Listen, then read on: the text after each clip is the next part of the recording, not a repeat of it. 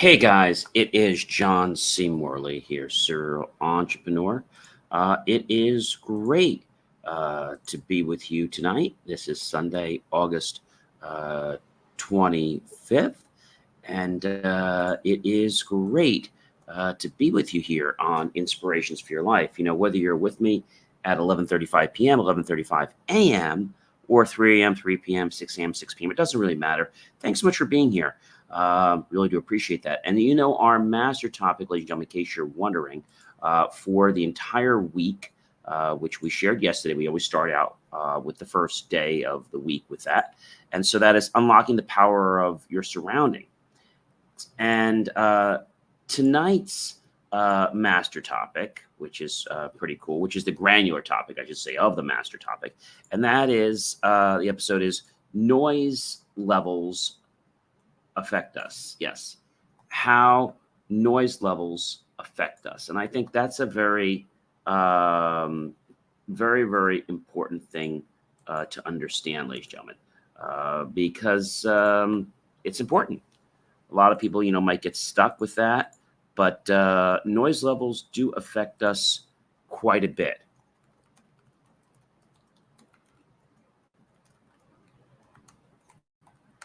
And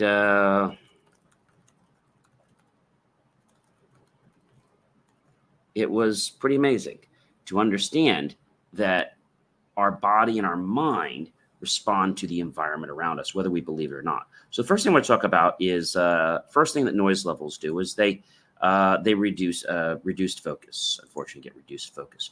So reduced focus happens when we get excessive noise. It can make challenging hearing or being able to see and concentrate on tasks, impacting your ability to stay on track. And this is because your attention is being, you know, pulled in many different directions. So that's the first thing, ladies and gentlemen. The second thing that noise can do is it gives us increased stress. So constant noise can elevate stress levels, affecting our moods and our decision-making ability. So I think that's a pretty cool thing to understand. That it's something that everyone maybe doesn't get, but even if we don't understand the fact that things happen, even if we don't know what they are or how they operate, just like I talked about the law of gravity and the many other laws in the universe. And so if we understand them, they work. And if we don't understand them, well, they still work. All right. So increased stress. Increased stress happens, ladies and gentlemen, because you're trying to focus. And because you can't focus, you're getting agitated. Anxiety is building up. And that frustration level, because you can't seem to get anything done. You keep having to restart over and over again.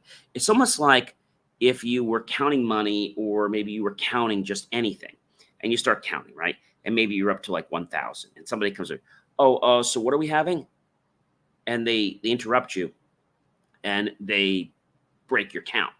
So now it's like, oh, what number was that? Oh, you just made me lose my count. And so that can happen with noise. It can happen with people. So increased stress is inevitable when there's a lot of loud noises for some people. Lower productivity. Okay. High noise levels can decrease your efficiency and your productivity, leading to more frequent disruptions, having to restart, having to redo things because what you started on hasn't been done right. And I think that's a big problem for a lot of people to understand. You know, another one is impaired communication. Noise can interfere with verbal exchanges, leading to misunderstandings and oftentimes delays. So let me give you an example. Let's say you're working in a restaurant environment, and you were talking to the chef about something, right? But there's loud music going in the kitchen. And when this happens, it's like the chef can't really hear you, and he thinks you said no tomato sauce when actually you're saying extra tomato sauce. Just giving you an idea, right? So noise is something we have to be cognizant about.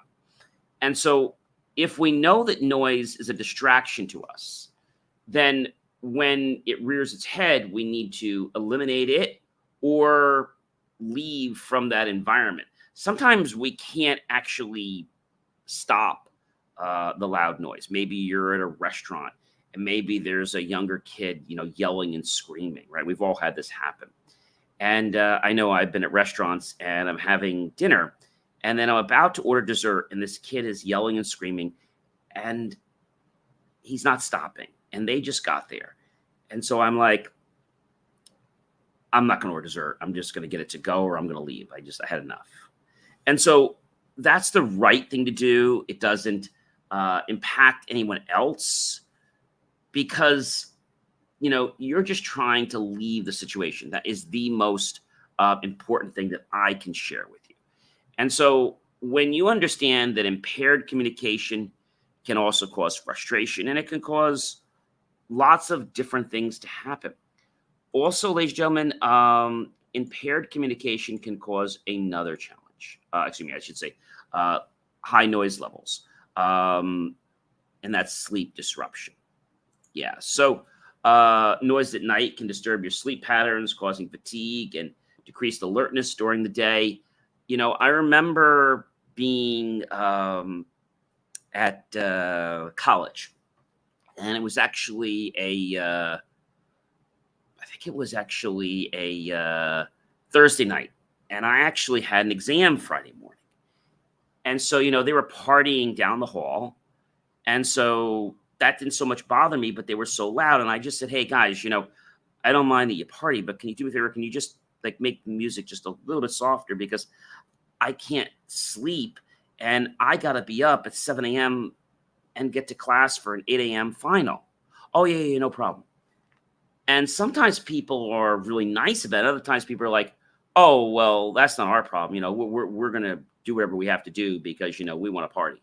So I think if you're on the other side of the coin, it's important to realize that you want to do what's right, right?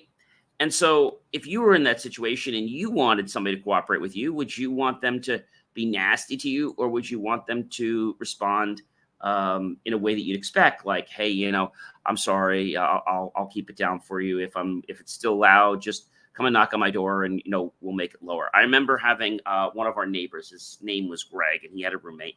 And I remember he would always keep his music very quiet. He was a music major. And it was always very quiet. But then he had a roommate, I think his name was Brian. And every time, Brian or Chris, and every time I would come home and basically Greg wasn't there. And the music was blasting really loud. Okay. It was actually Brian's stereo.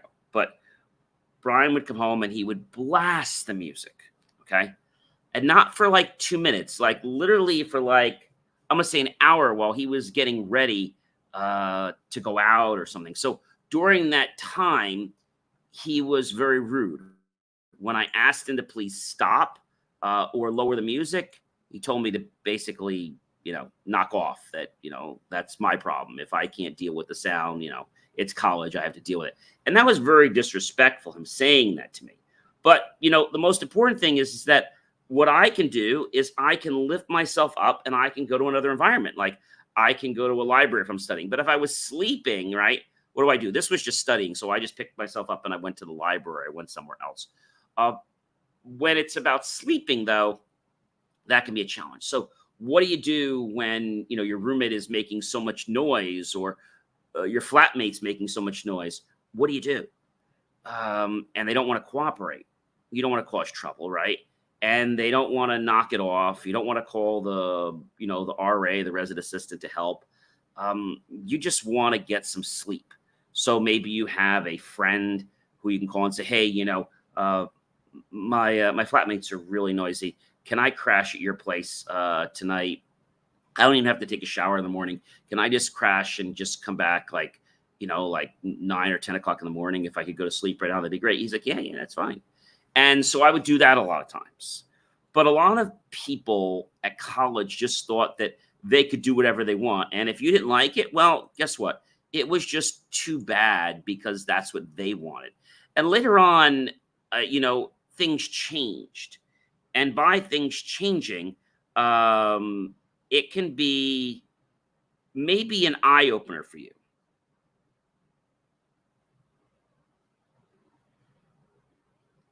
I think the most important thing is that people have to know that we want to be treated the way others would want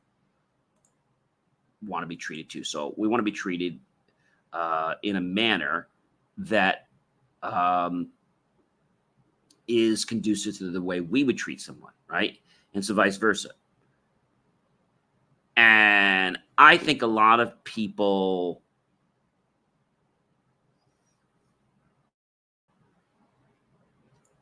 are about one thing, and that's about, being at college, they wanted to sow their oats. Like they wanted to do whatever they had to. Why? Because at home, they couldn't make that kind of noise. So they figured at college, well, you're just going to have to deal with it. And so studying, I had, anytime it was noisy, I could just, go to the library, and the library was open really late. I think the libraries were open to 12 or 1 o'clock. I remember going to the library a couple times because my friend was out, and I would just sleep at the library until 1 o'clock and then come home. And usually by 1 o'clock, nobody was there anymore because, maybe I had a headache, or maybe I just wanted to rest, or had a long day. And so when I was there, it was like, even though I was resting, or even though that maybe they weren't saying anything to me, they maybe hit me with the ball, or they kept bumping into me. And it was rude. Did they mean to do it? No. But they were actually not going to change their way because they didn't think it was really disturbing. And when I said something to them about it, they're like, just deal with it, which was not the greatest answer. So we can, of course, cause a situation, which is, if there's conflict, we can try to face the conflict, or we can leave conflict.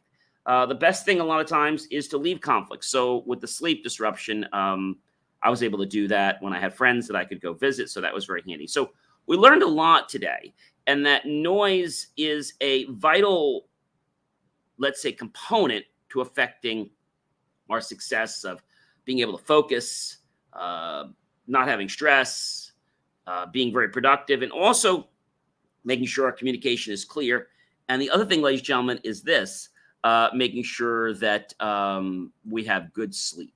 I think that is a really, really important thing. Hey, ladies and gentlemen, do you know who I am? I will tell you. I'm John C. Morley, serial entrepreneur. It has been a privilege, pleasure, and honor to be with you this fantastic, amazing Sunday night. I hope you'll like, love, and support all the great content that I have at believemeachieve.com. You can go to my hat's address there, believemeachieve.com, or you can scan the QR code and you can visit that way. Whatever works for you. Check out all my amazing content to improve the quality of your life and the people you care so much about. I'm John C. Morley, serial entrepreneur. Again, I hope you learned a lot, and we're still going to talk about a lot of other factors that are going to greatly, let's say, enhance or reduce your ability to be the best you can in environment. But what we're learning is that these subtle things that don't seem like they matter, they have a bigger impact on our body, our mind, our brain than we realize. And whether we want to accept this fact or whether we want to negate it, it's immaterial, because it's still going to have the impact that it's going to have.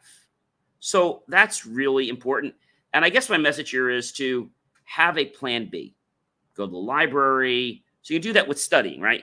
But when it comes time to sleeping, have a friend, a buddy, go to their place, sleep over there. And if you really get stuck, well, you can always go to a hotel. Now, you don't want to do that every night, but if there's a situation like maybe something going on, make some friends. And I did, and I was happy to accommodate a friend of mine. But a lot of times my roommates were so noisy, so I went to their place because their place was quiet. And they also like to go to bed early, which was great. I like to go to bed around 10, 11 o'clock. And some of my friends, they want to go to bed at like 1 or 2. But many of my friends were very respectful, and then some weren't. Like we had some that were on the rugby team, and they just did whatever they wanted. They were drunk. They were, very, let's say, out of the program, and not aware of their cognitive abilities because they had so much liquor. All right, guys, you know who I am by now. I hope you have a great rest of your evening, and I hope you really take note about how much our surroundings impact the quality and success our life can have. Have yourself a great week.